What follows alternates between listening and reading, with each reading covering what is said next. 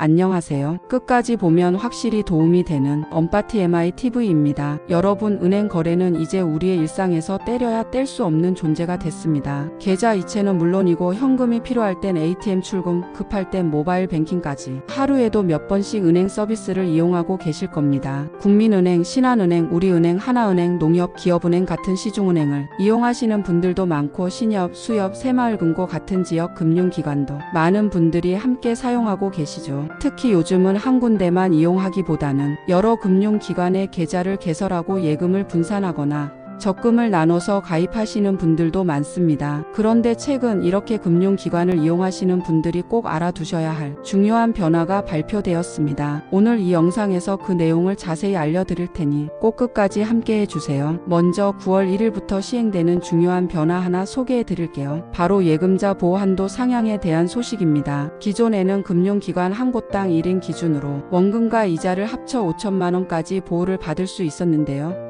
9월부터는 이 한도가 1억 원까지 2배로 상향됩니다. 단 여기서 중요한 건 모든 예금이 보호되는 건 아니라는 점입니다. 예금자 보호법이 적용되는 상품에 한해서만 이 혜택을 받을 수 있기 때문에 내가 가입한 예금이나 적금 상품이 보호 대상인지 꼭 확인해 보셔야 합니다. 예를 들어 고위험 상품이나 일부 투자성 상품은 예금자 보호 대상이 아닐 수 있기 때문에 꼼꼼한 확인이 필요하겠죠. 이번 한도 상향은 경제 성장과 가계 자산 증가를 반영해 무려 24년 만에 조정되는 거라고 합니다. 시중은행뿐 아니라 저축은행, 신협, 농협, 수협, 산림조합, 그리고 새마을금고 등 상호금융권 전체에 해당되기 때문에 금융기관마다 각각 1억 원씩 보호를 받을 수 있습니다. 예를 들어 A은행에 1억 원, B은행에 1억 원을 예치해 두었다면 각각 따로 예금자 보호를 받을 수 있는 거죠. 즉, 분산 예치 전략을 잘 활용하시면 훨씬 더 안전한 자산 운용이 가능해지는 겁니다. 다음은 많은 분들이 기다리셨던 은행 대리업 제도에 대한 소식입니다. 은행 창구가 줄어들고 있는 지금 특히 고령층이나 디지털 사용이 어려운 분들은 은행 업무 보기가 점점 힘들어지고 계시죠. 이에 따라 정부에서는 은행 대리업 제도 도입을 추진해 왔습니다. 본래 올해 7월 시행 예정이었지만 일정이 다소 지연되면서 현재는 국회 차원에서 다시 검토 중이라고 합니다. 하지만 추진은 계속되고 있으니 이 소식도 함께 알아두시면 좋습니다. 그렇다면 은행 대리업이 도입되면 뭐가 달라질까요? 가장 큰 변화는 우체국 등 비은행 기관에서도 은행 업무를 볼 수 있게 되는 점입니다. 예를 들어 주거래 은행 지점이 폐점돼 멀리까지 가야 하는 불편이 있었던 분들, 가까운 우체국에서 대출 상담부터 신청, 심사 안내, 그리고 대출금 수령까지 한 번에 가능해집니다. 물론 심사와 승인은 은행이 직접 처리하지만 그 외 모든 절차는 우체국 창구를 통해 진행될 수 있다는 것이죠. 특히 대면 창구에서만 가능하다는 점도 참고하시기 바랍니다. 이번에는 많은 분들이 이용하고 계신 새마을금고 관련 변화를 전해드릴게요. 최근 새마을금고와 관련된 뉴스 많이들 보셨을 겁니다. 횡령, 배임, 대출 사고 등 금융사고 소식이 계속되고 있었는데요. 그 이유 중 하나는 새마을금고가 일반 시중은행과는 달리 금융감독원의 상시 감독 대상이 아니기 때문입니다. 행정안전부가 주무부처로 관리하고 있어 상대적으로 내부 통제와 감시가 느슨했던 것이죠. 이런 문제점을 해결하기 위해 7월 21일부터 정부가 특별한 조치를 시행합니다. 먼저 금융사고 발생 시 원스트라이크 아웃제가 도입됩니다. 한 번의 중대한 금융사고가 발생해도 즉시 해당 직원은 면직 처리되며 책임자나 통제관리자에게도 강력한 제재가 적용됩니다. 또한 금융사고 신고 채널을 적극 홍보하고 내부 고발자에 대한 포상금도 최대 10배로 대폭 인상됩니다. 지금은 사고 금액의 1% 최대 5천만 원까지만